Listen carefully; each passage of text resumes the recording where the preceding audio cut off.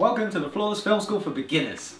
Yes, we are about to do a 8-lesson course, I suppose, on the basics, very basics of filmmaking. So. Yeah, these are the things that we found most useful when we were starting to learn everything, so it's what we want to pass on to anyone else who wants to know, really. This is a quick breakdown of everything we're going to cover in these 8 parts. Yes. Lesson 1 will be camera angles and basic framing. Lesson 2 is the 180-degree rule. Lesson 3 will be 3-point lighting. Lesson 4 is the basic camera setup. Lesson 5 will be basic camera movement and meaning. Lesson 6 will be about tips to keeping your cast and crew happy. Lesson 7 will be on basic colour correction and colour grading. And then Lesson 8 will be on your export settings. So we kind of cover every stage of production, production and post-production. So hopefully there's something in there for everybody. Yep, and these will be quick little things, so don't expect like a full-on lecture. It's just what you need to know. Okay, here's lesson 1. Enjoy. Oh, I thought we were both going back down as well. Never mind. So our first shot is the extreme wide shot. This view is far away from the subject so that he isn't always even visible. The point of the shot is to show the subject's surroundings. The extreme wide is often used as an establishing shot. Often the first shot of the scene. We also like to use it in our scenes generally just as coverage for any part that you might want to get. Okay, our next shot is the wide shot. The subject normally takes up the full frame. In this case, James's feet are right at the bottom of the frame and his head is almost at the top.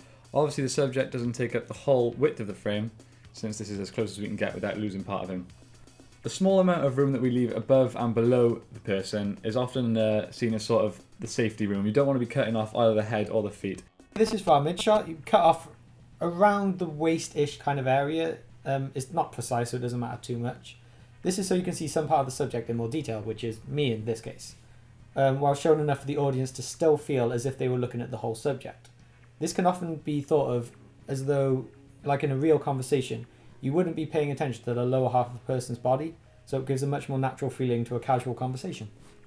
Okay, our next shot is a medium close-up. It's halfway, obviously, between a mid-shot and a close-up.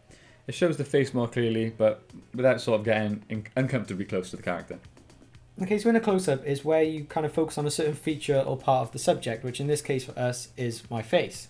With a person, this will generally be the part that you'll focus on. And that's a dog. That's not relevant. Okay, finally we have the extreme close-up. This will get right in and show extreme detail. When your subject is a person, the extreme close-up is normally used to convey emotion in the character. In this case, through the eyes. Now we're going to quickly look at the rule of thirds. This is where you divide the frame into the 9 sections, as you can see by the lines we got on the screen. And when you're framing up, you want to think of these lines, and your points of interest in your frame want to be at the cross points of all the lines.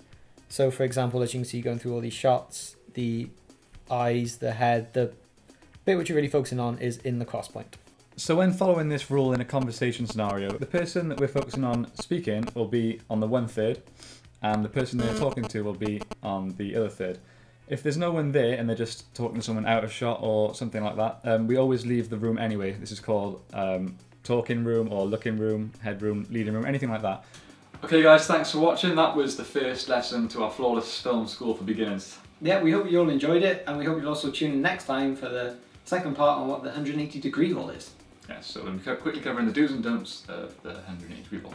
Okay. Thank you for tuning in, and we'll see you next time. Bye bye. I'll go this way for a change.